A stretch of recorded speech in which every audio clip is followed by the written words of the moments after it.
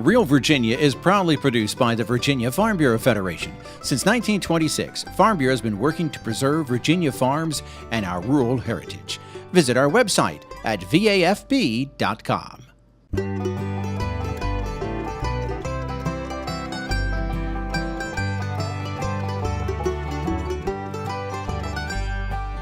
Home will always be Virginia, between the Blue Ridge and Chesapeake Bay, Atlantic to Appalachia, home in my heart always.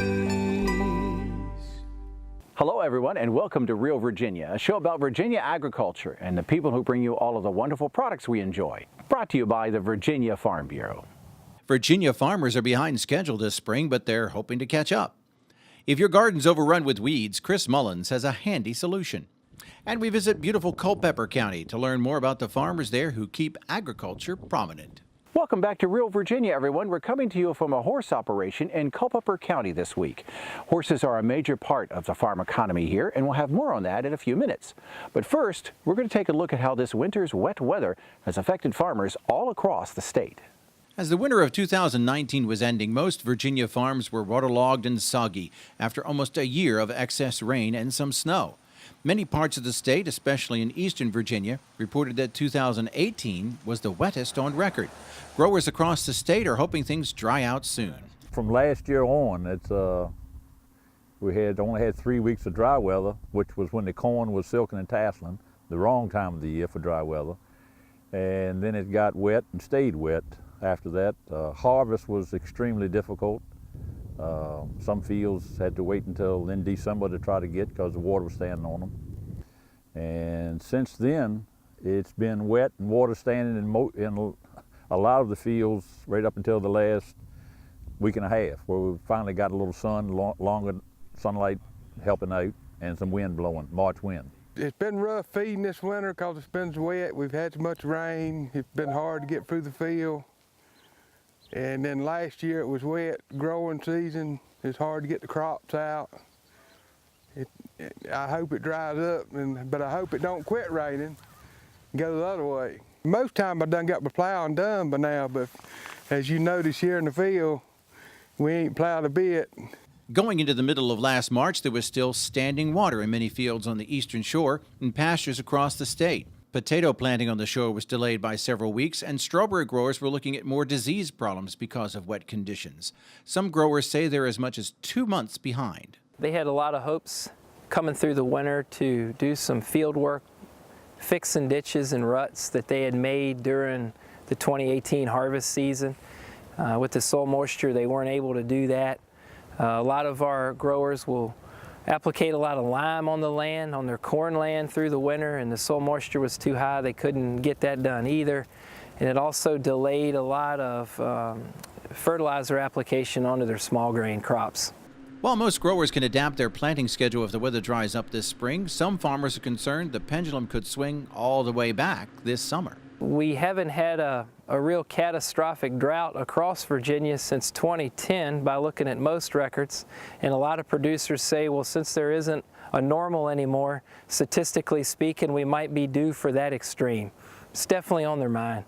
Weather challenges are bad enough, but U.S. farmers have been seeing lower prices for their corn and soybeans for more than a year, thanks to higher Chinese tariffs on American farm goods. That's cutting into their profits months after last year's harvests. Last year I was selling my soybeans to the Port of Richmond, and we was getting a little over around $10 a bushel for them. And now they're down in the $8.80, $8.70 range. Our local market has been in that $8.50 to $8.70 range. So that's hurts the bottom line. And corn-wise, we lost our ethanol plant in Hopewell. That was our major port for us to go to as far as marketing our crop. They paid a good basis. Now the best area to go to is up in the valley, Harrisonburg, that area, but that's a significant ways from here.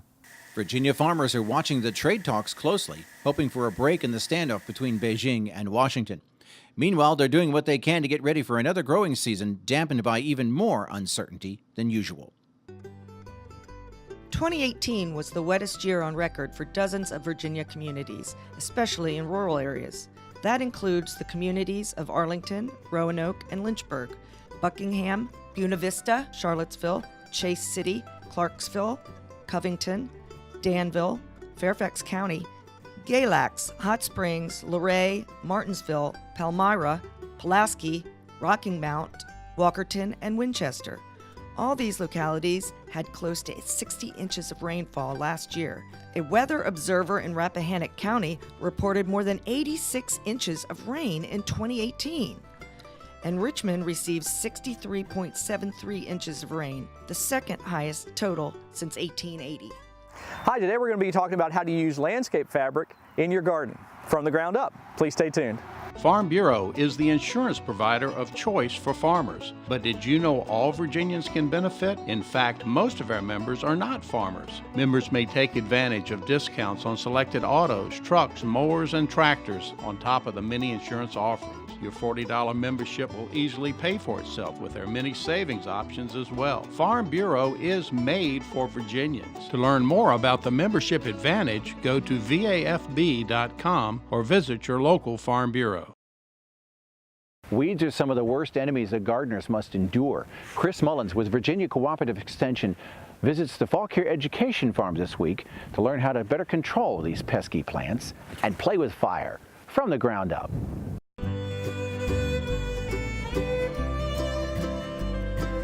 Well, hello and welcome. Today we're at Fauquier Education Farm. We're here with Mr. Jim Hankins, the executive director of the farm here. Jim, everything looks great. I see eggplants and tomatoes and peppers all growing without weeds. Tell me what you're doing to keep that from happening. This black plastic fabric, we call it landscape fabric, is one of the most valuable tools we have on the farm. It will conserve moisture. You know, you're not losing the moisture in your garden. Right. It reduces your weeding by at least 90%. Oh, wow. So many folks, it's great fun to put out a garden and you go back in a couple months and it's an Easter egg hunt to try to find anything. Yeah. So by keeping the ground covered, it doesn't allow the weeds to come up. And this stuff is reusable. I've got pieces over here that's been in continuous use since 2014, and it's still got several more years of use to go. Makes sense. It's tough stuff. How do you put it down? Do you just lay it on the ground? You don't need any special equipment at all. Okay. You roll it out on the ground. We hold it down with these metal staples, Okay. called sod staples, and that does it. Wow. Just keeps it down. And then, like you said, you take it up every year. I take it up and move it around each year. Okay. You know, you want to do it over prepared soil. You don't want, you know, if you leave it down at the same place, perennial weeds will get established in the same holes. Well, Jim, this is tough material. How do you plant in there? Do you cut a hole, or what do you do? If you cut a hole in this cloth, what will happen is it will unravel. I have found the easiest way is just to use a propane torch, burn a small hole. You want to keep that hole small.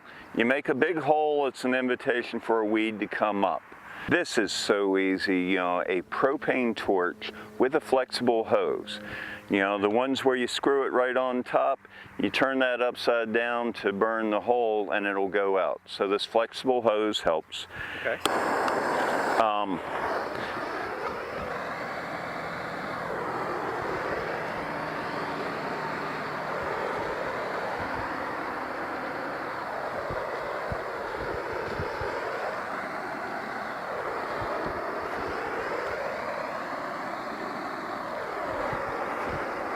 So you really need to make sure that goes out completely once you burn that. You do have to pay attention. This stuff is pretty flammable. If you've got weeds or something underneath that catch fire, you can ruin it. I can see, and but it makes a perfect planting hole. Yes. So how do you plant in this now? You've got a unique technique for that. This year is the first year that we've started doing this.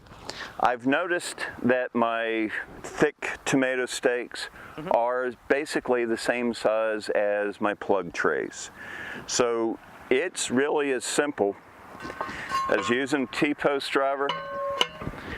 Tap it in twice, move on down.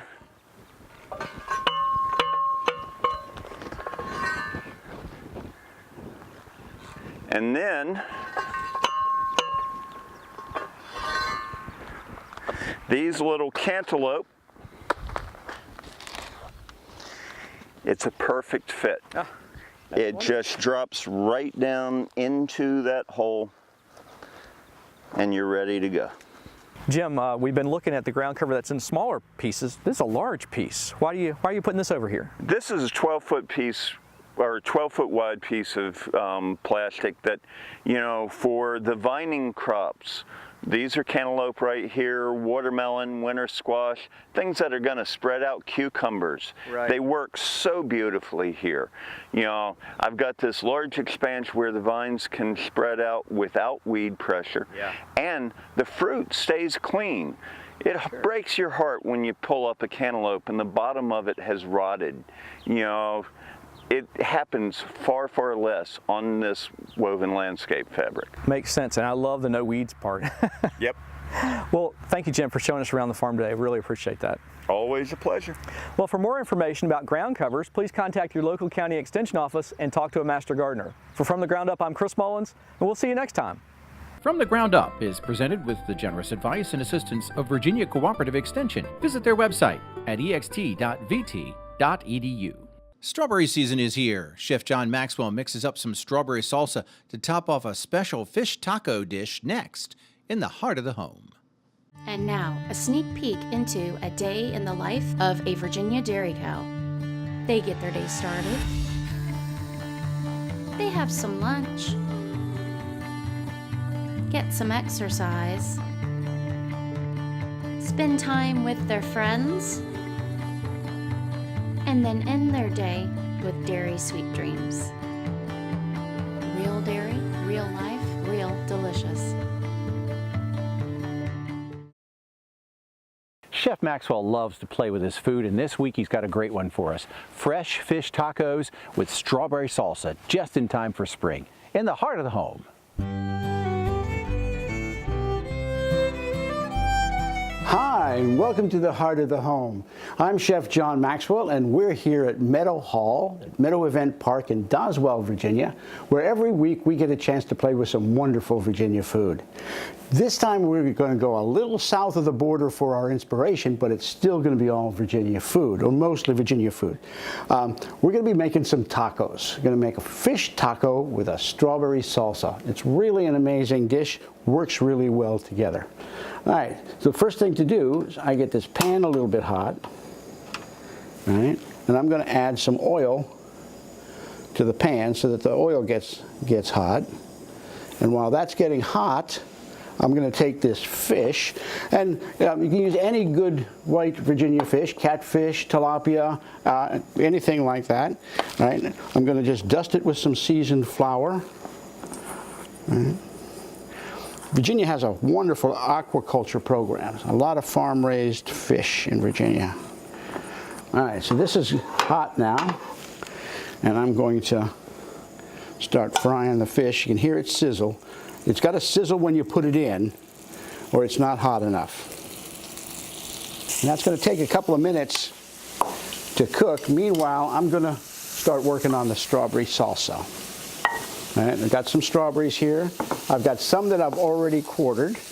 All I'm going to do is cut the hull off and just cut them in quarters, and I'm going to cut them one more time to make sure that they're small. And down into the thing they go. I'm going to add a little bit of lemon juice.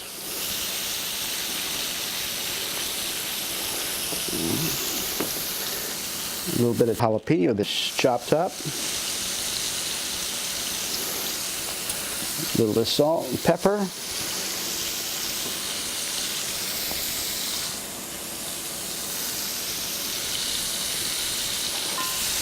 We're going to toss that up a little bit. I'm going to add some cumin.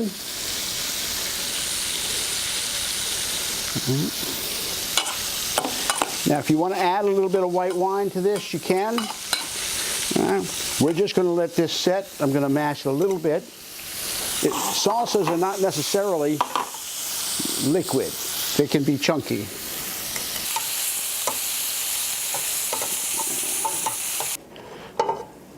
Now I covered this, right? Let it simmer for a while so that it would be nice and flaky, right? I'm going to pull it out of there and put it on this plate so you can see how this works. And I'm going to just kind of pop it apart a little bit with this spatula. Right? Because I want it to be flaky pieces when it goes down into the taco. So now I've got some nice corn tacos. I'm going to add some good Virginia Chinese. We're going to get some Chinese cabbage, Napa cabbage. All right. Add it down to the bottom. Now I'm going to take some of this fish and put the fish down in each one. Now we're going to add the salsa. And this is going to add a sweet and spicy kind of note to this because of the jalapeno that's in it. One last touch on this. I'm going to take some of these chives. All right.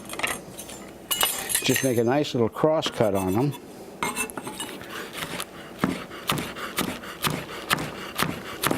And that way I can sprinkle the top of these with the chives, give it a little bit of green color on the top.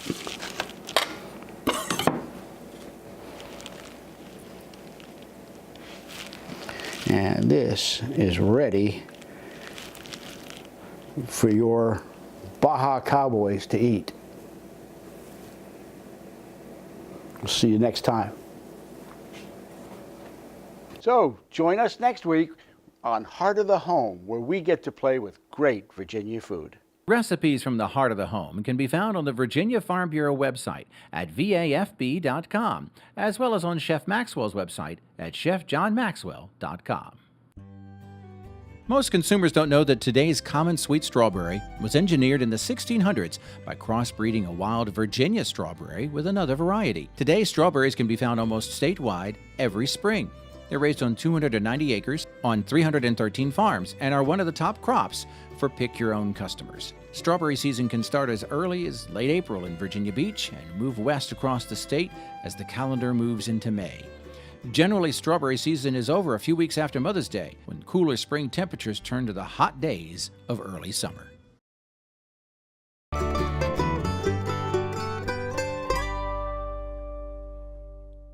Farming only 4 counties away from the nation's capital is not an easy proposition. As Dave Miller reports, the producers of Culpeper County are finding new ways to make a profit, even as the subdivisions keep creeping closer. Founded in 1749, it's the site of several important Civil War battles and has always been a vital farm community. It's now known for iconic farm views and beautiful horse pastures. There's a lot of rich history here, but many Culpeper County farmers are using cutting-edge technology to make a profit. The trends now in revenue and agriculture are leaning towards intensive production, so greenhouses and turkey houses is a new opportunity for young people to borrow money in a big way, 7 figures, and see that it'll pay out.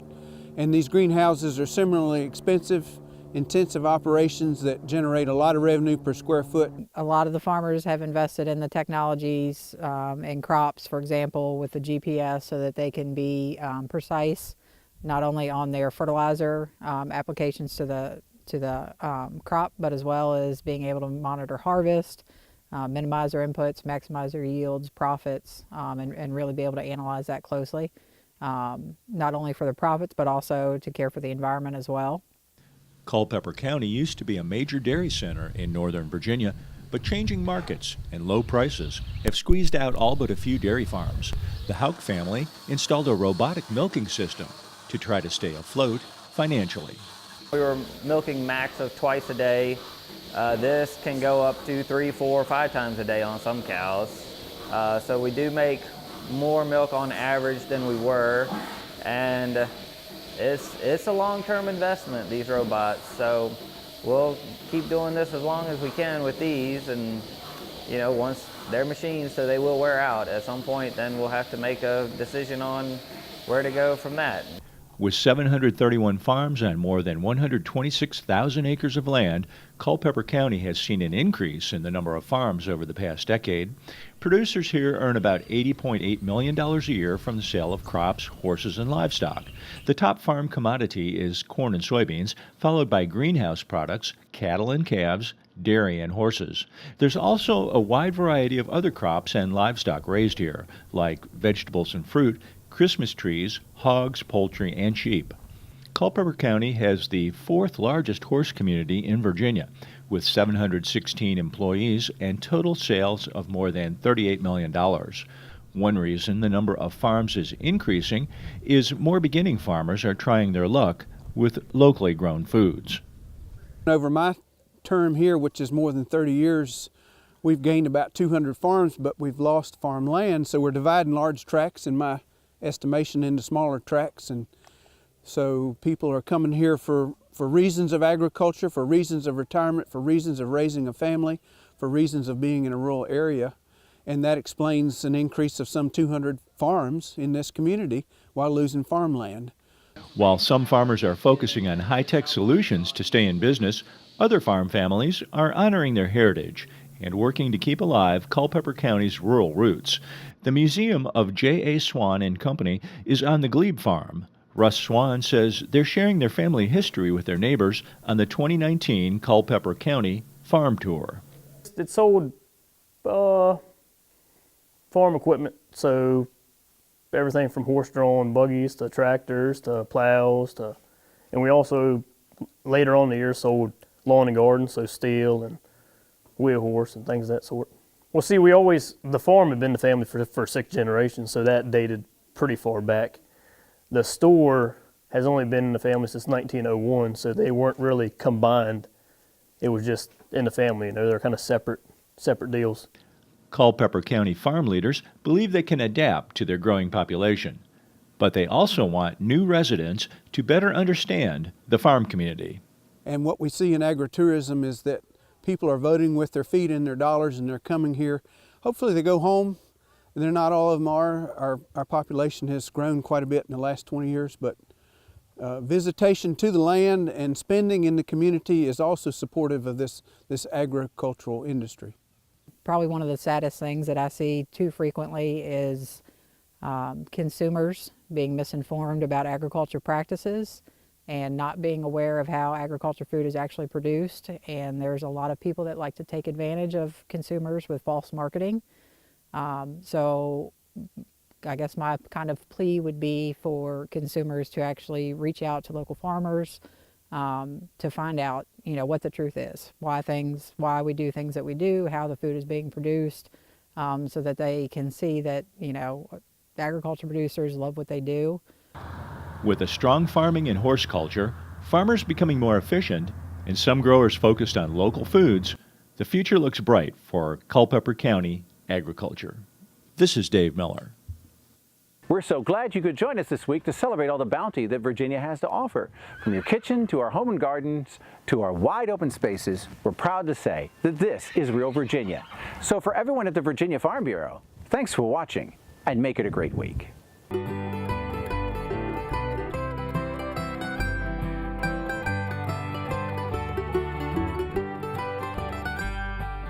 Home will always be Virginia, between the Blue Ridge and Chesapeake Bay.